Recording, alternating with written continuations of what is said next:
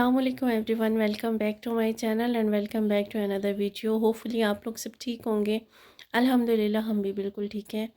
आज मैं आपसे ना मॉर्निंग की रूटीन शेयर कर रही हूँ, बल्कि अर्ली मॉर्निंग की रूटीन शेयर कर रही हूँ, जो तकरीबन 3:42 से लेकर और तकरीबन शाम तक की है। मॉर्निंग तो तकरीबन 3 बजे के बाद से किसी टाइम भी हो जाती है, क्योंकि काम भी स्टार्ट हो जाते हैं। और तहज्जुद की मैं इतनी कोई पाबंद नहीं हूँ। हाँ, फजर की नमाज़ लाजमी अदा करती हूँ।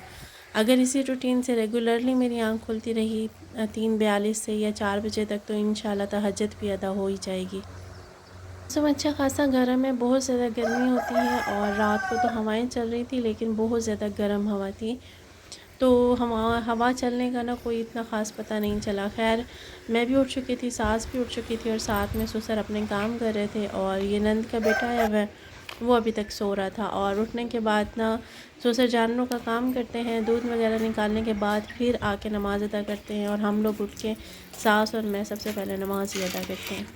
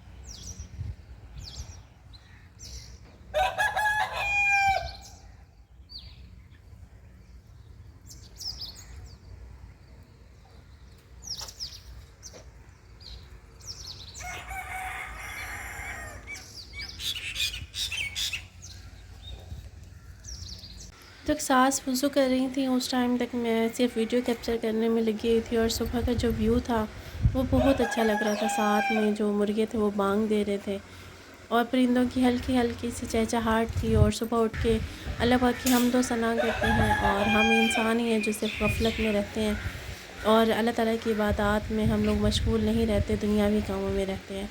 खैर, हमें अपने इन दुनियावी कामों के साथ साथ ना अल्लाह पाक की इबादत और नमाज, और जो हमारे ऊपर किसी सूरत में भी ना माफ़ नहीं है, लेकिन हम लोग गफलत करते हैं। नमाज़ का ये है कि हमें ना हर सूरत में नमाज़ अदा करनी चाहिए। यहाँ पे दूध हमारा निकल चुका था और उसके बाद फिर ससुर ने वज़ू किया, नमाज सास अदा कर रही थी। और उसके बाद ना मैंने ना वज़ू करके नमाज़ अदा की और चाय जो थी वो सास ने बनाई थी। और सुबह नमाज के फ़ौरन बाद ही हमारी चाय बनती है। ये रूटीन बनी हुई है। सुबह इन्होंने कुछ लेना हो या ना लेना हो, चाय इन्होंने ज़रूर लेनी होती है। और जितना भी दूध होता है वो टोटल ज़्यादातर ना चाय में ही जाता है। बहुत कम ऐसा होता है कि ये दूध पीते हैं। लेकिन जब से अब गर्मी स्टार्ट हुई है तो सुबह की चाय मैं भी नहीं लेती। और मैं सुबह की चाय नहीं लेती, ना ही रात की लेती हूँ, सिर्फ दोपहर में एक बार लेती हूँ, क्योंकि तलब बहुत ज़्यादा होती है, सर में दर्द हो जाता है। क्योंकि चाय के तो हम लोग शौकीन हैं, लेकिन ससुर और सास हैं वो सुबह भी पीते हैं, शाम को भी पीते हैं। लेकिन अभी गर्मियों की वजह से रात को थोड़ी इन्होंने रूटीन चेंज किया है, रात वाली चाय तो स्किप की है, तो दूध ले लेते हैं। खैर, जैसे ही नमाज़ मैंने अदा की और जैसे ही दरवाज़े खुलते हैं तो ये बच्चे बकरी के वो घर में ही आ जाते हैं। और नमाज़ अदा करने के बाद मैं रूम में आई थी, मोबाइल चार्जिंग लगाना था और साथ में कुरान पाक की मैंने तिलावत करनी थी, कुरान पाक को लेना था। और कुरान पाक को लेने के बाद मैं बाहर चली गई और तिलावत की और फिर उसके बाद घर के काम स्टार्ट किए। या अल्लाह या रहमान या रहीम या करीम, या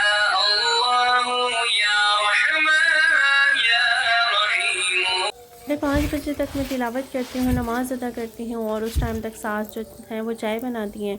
जैसे ही तिलावत करके फ़्री होती हूँ फिर मैंने झाड़ू लगानी होती है। सबसे पहले मैं झाड़ू लगाती हूँ और उसके बाद रूम्स में पोछियाँ वगैरह लगानी होती है और आटा गूँथती हूँ। और उसके बाद आके तकरीबन 6:30 बजे मैं नाश्ता बनाती हूँ। उसकी एक वजह यह है कि धूप बहुत ज़्यादा आ जाती है, 6:15 बजे ना डायरेक्ट रूम्स में ना धूप आ जाती है। और सारी सफाइयाँ मैं कर चुकी थी और आप ये देखें कि फुल हाफ़ सहन में धूप आ चुकी है और फुल सहन में गर्मी हुई है। लेकिन जो चूल्हे वाली जगह है ना, इस जगह पे धूप ना देर से आती है, तो इस साइड में ना काम देर तक ही चलता रहता है। तो रोटियां बनाने से पहले मैं ये काम कर लेती हूँ और सास ससुर जाके जानवरों का काम कर लेते हैं। जानवरों की रूम की सफाई होती है, गोबर वगैरह उठाना होता है और बाकी काम करने होते हैं। हम तीनों की बनती हैं रोटियां और जो नंद का बेटा है उसके लिए बनता है पराठा। और ये तकरीबन ना 6:30 बजे का टाइम था जिस टाइम नाश्ता बन रहा था। साथ में ना झाड़ू में लगा चुकी थी, सिर्फ घास की मशीन के पास से जो घास था वो इकट्ठा किया जा रहा था और वहाँ से गंद मैं बाद में उठा लूँगी। एक सेटिस्फेक्शन होती है जब चूल्हे के पास बैठे हो और पूरा सहन क्लीन हो और सहन के अंदर कोई गंद ना हो, चूल्हे के पास कोई गंद ना हो, तो मुझे बड़ा सुकून आता है। और अगर गंद सहन में मौजूद और मैं चूल्हे के पास बैठ के काम कर रही हूँ तो मुझे वो सुकून या वो सेटिस्फेक्शन जो होती है ना वो ख़त्म हो जाती है। चूल्हे का काम मुकम्मल करने के बाद, रोटियां बनाने के बाद ना उसके बाद जी चूल्हे के पास की झाड़ू लगानी थी। और हाँ, बाहर के काम भी मुकम्मल हो चुके थे, मोस्टली घर के काम भी मुकम्मल हो चुके थे। सिर्फ ना अब वाशरूम वगैरह और साथ में ना बर्तन रहते थे। ये तो मैं आराम से करती रहूँगी क्योंकि इस साइड पे शाम होती है और बर्तनों को मैं मोस्टली अब किचन में ही वॉश कर लेती हूँ, तो मुझे उसकी इतनी टेंशन भी नहीं होती कि धूप का मसला होगा। सिर्फ ये सफाई का मसला ही होता है जो धूप की वजह से ना डिले हो जाता है या फिर मेरा दिल नहीं करता।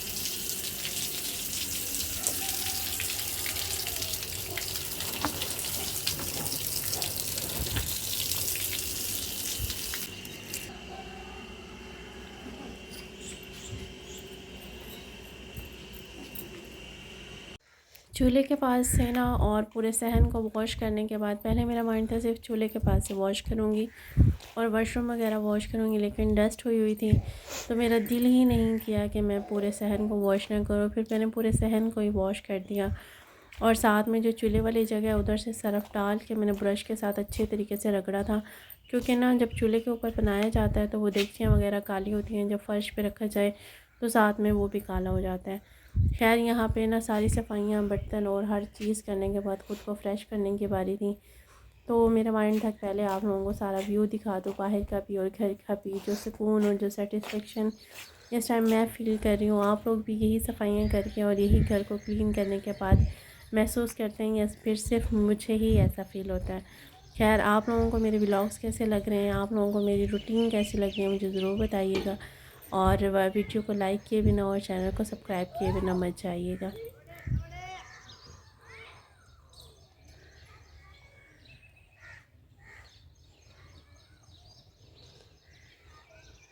बाहर वाले व्यू की जब बात हुई तो साइड वाले व्यू को कैसे छोड़ सकती थी।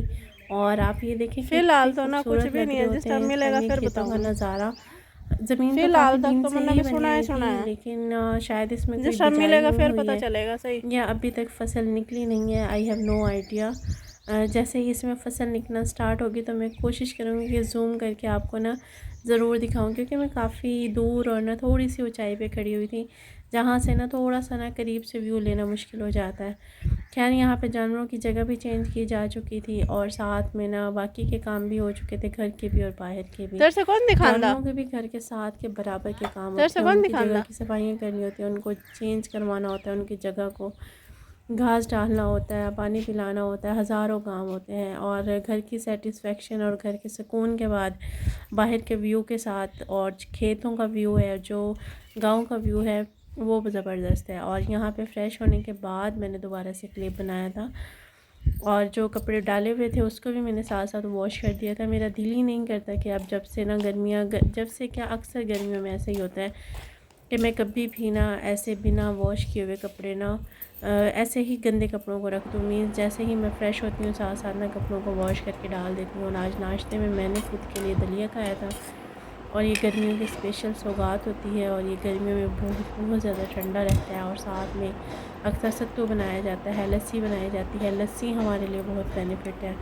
हमारे लस्सी के गर्मियों की जो एक हमारे लूह की जो है और ये गरमाई को ख़त्म करने में ये दलिया हो गया, सत्तू हो गया और साथ में लस्सी हो गई, ये बहुत अहम किरदार अदा करते हैं। खैर उसके बाद यहाँ पे ये खेत का व्यू था और ये बना के लेके आए थे देवर, तो मैंने इसमें इंक्लूड कर दिया था। और ये इमलियाँ बनी लगी हुई हैं और इनके वेट में है कब ये आए तो इनको पकाया जाए या फिर इनका अचार डाला जाए। देखिए जैसे जैसे ना फसल या फिर ये इमलियाँ वगैरह पकने का टाइम आता है ना तो बहुत ज़्यादा हवाएं चलती हैं। मोस्टली फल जो है वो ऐसे ही टूट के गिर जाता है, लेकिन बहुत कम फल बचता है। खैर ये बहुत बहुत खूबसूरत लग रहा था, गांव का व्यू और खेतों का view.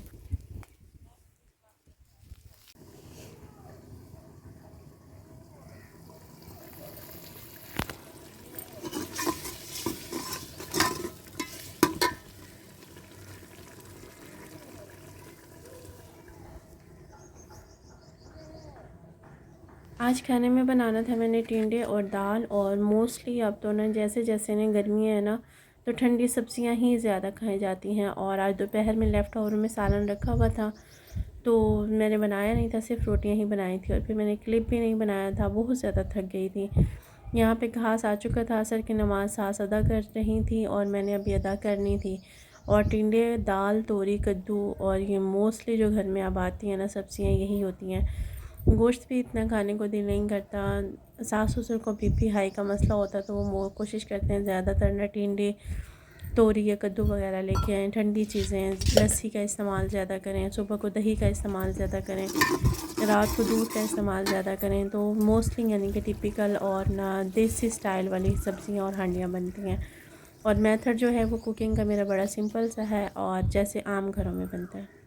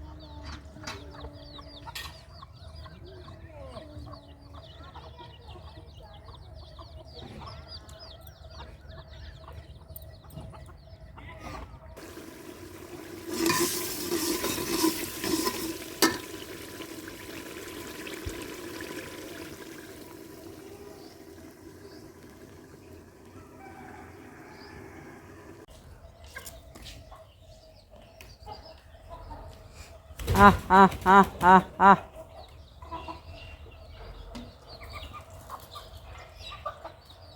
Ah, ah, ah, ah, ah, ah, ah.